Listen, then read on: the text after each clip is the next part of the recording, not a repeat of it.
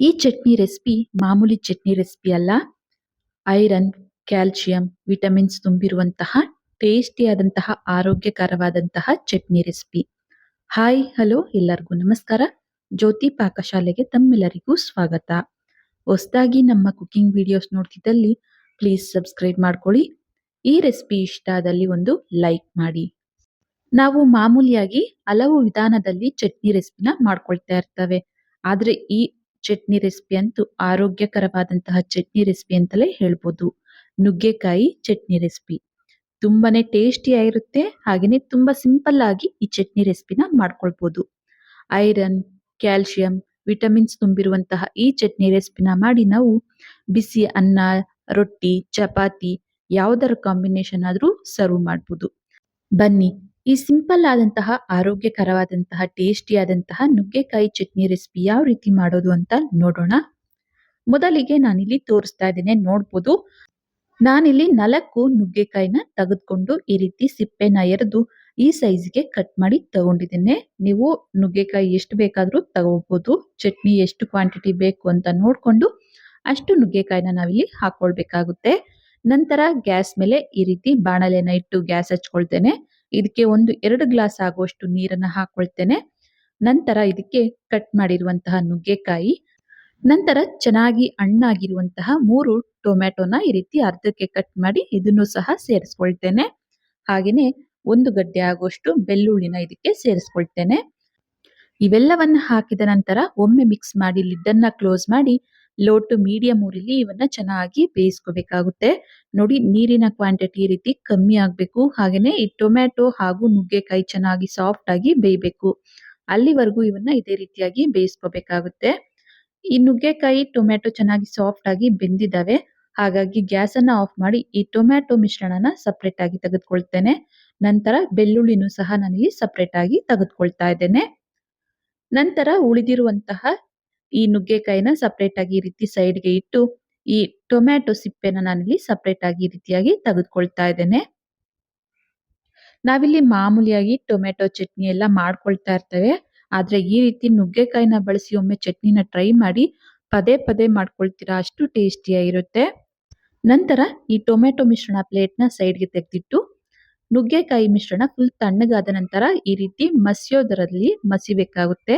ಅಥವಾ ಈ ರೀತಿ ಪೊಟ್ಯಾಟೊ ಸ್ಮ್ಯಾಶರ್ ಅಲ್ಲಾದ್ರೂ ಮ್ಯಾಶ್ ಮಾಡ್ಕೊಳ್ಬೋದು, ಅಥವಾ ಮಸಿಯೋ ಕೋಲಿಂದನಾದ್ರೂ ನಾವು ಇದನ್ನ ಮ್ಯಾಶ್ ಮಾಡ್ಕೋಬೇಕಾಗುತ್ತೆ. ಚೆನ್ನಾಗಿ ಈ ರೀತಿ ಮ್ಯಾಶ್ ಮಾಡಿ ನಂತರ ಈ ನುಗ್ಗೆಕಾಯಿನ ಹಿಂಡಿ ನಾವು ಸಿಪ್ಪೆನ ಸಪರೇಟ್ ಆಗಿ ತೆಗೆದುಕೋಬೇಕಾಗುತ್ತೆ. ಚೆನ್ನಾಗಿ ಸಾಫ್ಟ್ ಆಗಿ ಬೇಯಿಸ್ಕೋಬೇಕು ನುಗ್ಗೆಕಾಯಿನ. ಆಗ್ಲೇನೆ ಈ ರೀತಿ ಪಲ್ಪ್ ಚೆನ್ನಾಗಿ ಬರುತ್ತೆ.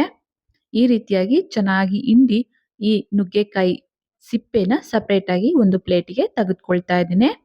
ನೋಡಿ, ಎಲ್ಲ ನುಗ್ಗೆಕಾಯಿ ಪಲ್ಪ್ನ ಈ ರೀತಿ ತೆಗೆದುಕೊಂಡಿದ್ದಾಯ್ತು.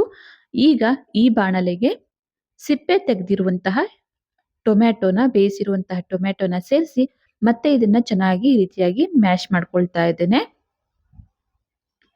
ಜಾಸ್ತಿ ನುಣ್ಣಗೆ ಈ ರೀತಿ ಮಸಿಯೋ ಅವಶ್ಯಕತೆ ಇಲ್ಲ. ಬಾಯಿಗೆ ಅಲ್ಲಲ್ಲಿ ಟೊಮ್ಯಾಟೊ ಸಿಗೋ ರೀತಿ ಈ ಟೊಮ್ಯಾಟೊ ತರಿಯಾಗಿ ಅಲ್ಲಲ್ಲಿ ಇರೋ ರೀತಿ ಮ್ಯಾಶ್ ಮಾಡ್ಕೋಬೇಕಾಗುತ್ತೆ.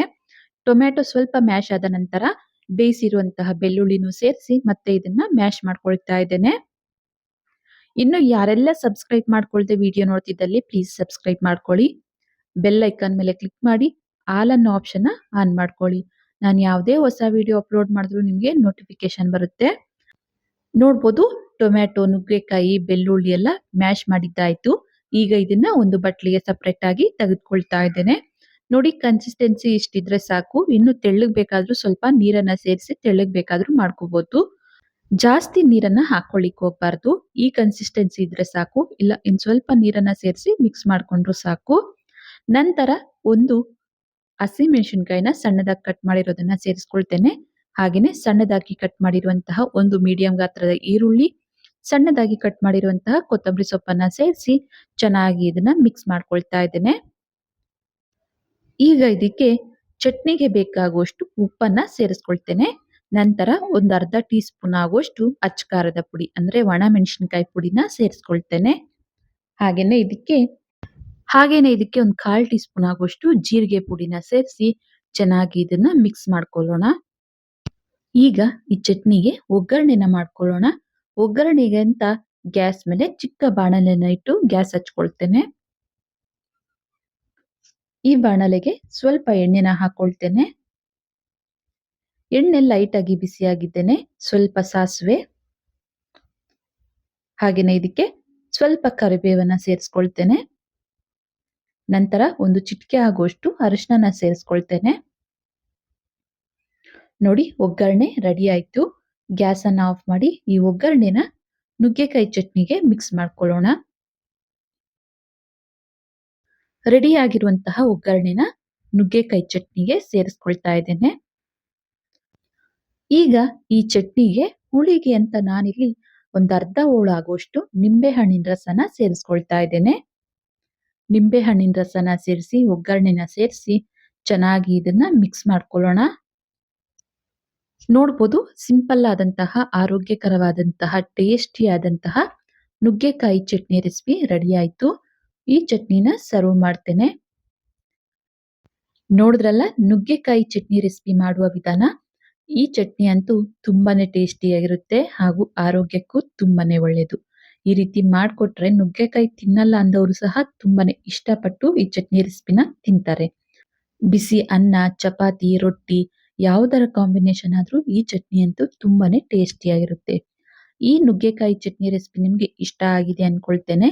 ಇಷ್ಟ ಆದಲ್ಲಿ ಈ ವಿಡಿಯೋಗೊಂದು ಲೈಕ್ ಮಾಡಿ, ಕಮೆಂಟ್ ಮಾಡಿ, ಶೇರ್ ಮಾಡಿ. ಇನ್ನು ಯಾರೆಲ್ಲ ಸಬ್ಸ್ಕ್ರೈಬ್ ಮಾಡ್ಕೊಳ್ತೆ ವಿಡಿಯೋ ನೋಡ್ತಿದ್ದಲ್ಲಿ ಪ್ಲೀಸ್ ಸಬ್ಸ್ಕ್ರೈಬ್ ಮಾಡ್ಕೊಳ್ಳಿ. ಧನ್ಯವಾದಗಳು.